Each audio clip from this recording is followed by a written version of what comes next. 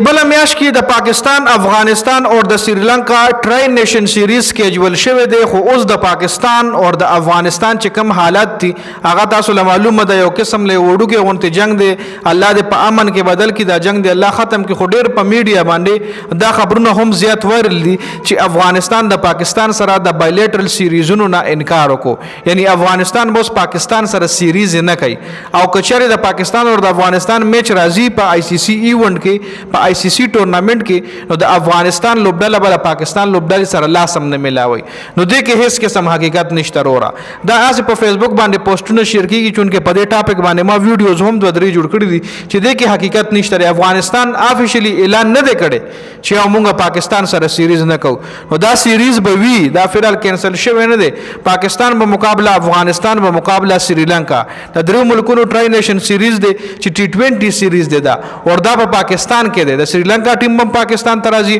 او د افغانستان ټیم هم پاکستان ته راځي په پاکستان کې دا سیریز کې جوړ شوی دی او د دې سیریز فائدہ به پاکستان ته هم وي افغانستان ته به هم وي او سریلانکا له به هم وي د سریلانکا ټي 20 ټیم هم اوس گزاره کړی دا نه شي بيخي نیل ټیم دی آی هم تاسو به کتلی چې تیر شوی ایشیا کپ کې افغانستان سره افغانستان نه میچ وګټلو انډیا سره خط تکړه مقابله شوی و انډیا سره میر سپر اور ته تللی و نو د سریلانکا ټیم موږ له انډر اسټیمیټ کول نه دی پکار نو ګرم میچونه را روان دي چې کم خلک دا خبره خوري چې سیریز نه انکار شوی دی افغانستان پاکستان سره سیریز نه کوي نو دې کې هیڅ قسم حقیقت نشته د افغانستان سره الریډي نیوزیلند سیریز نه کوي ساوث افریقا وسره نه کوي انګلند وسره نه کوي استرالیا وسره نه کوي نو افغانستان سره پشمار د غدري سلور لوبډري دي چې دوی وسره کرکټ کوي بنگلاديش سریلانکا پاکستان یو ای ای او دا نور خډیر کمزوري ټومان شو لکه عمان شو جاپان شو لکه دوی سره خو افغانستان سیریز سکیجول کولم نه غواړي یو پاتې د انډیا ټیم شو چې انډیا ټیم افغانستان سره سیریز کوي نه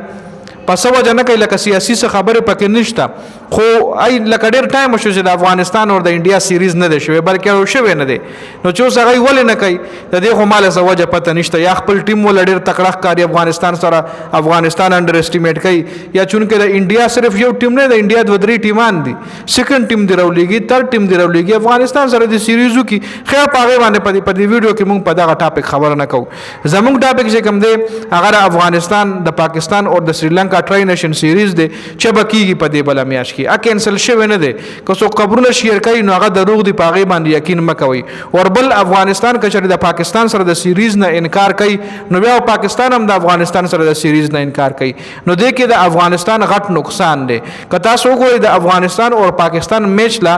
دغه رنګ کراود راځي څنګه چې د پاکستان او انډیا میچ خلک په شوق ګوري نو داسې د افغانستان او د پاکستان کرکټ فینز هم د افغانستان او د پاکستان میچ په شوق ګوري نو دغه د افغانستان او د پاکستان میچ خپې سګټي لکه خپې سجنریټ کوي څنګه چې د انډیا او پاکستان میچ خزياته پیسې ګټي په ټول ورلد کپ کې د زیاته پیسې د پاکستان او انډیا میچ ګټي نو کچره انډیا اوس بایکاټ کوي پاکستان سره د میچ نه نو انډیا کرکټ بورډ ته نقصان دی اور انډیا انکار هم نشي کولای سوري انډیا نه افغانستان خبره کوم افغانستان انکار هم نشي کولای دا کم خبرونه چې تاسو ګورئ دا فیک خبرونه دي کې هیڅ قسم ریالټي نشته نو په دې ویډیو کې دا مکمل اپډیټ تاسو سره تاسو سوایي کمنټ لازمي وکړئ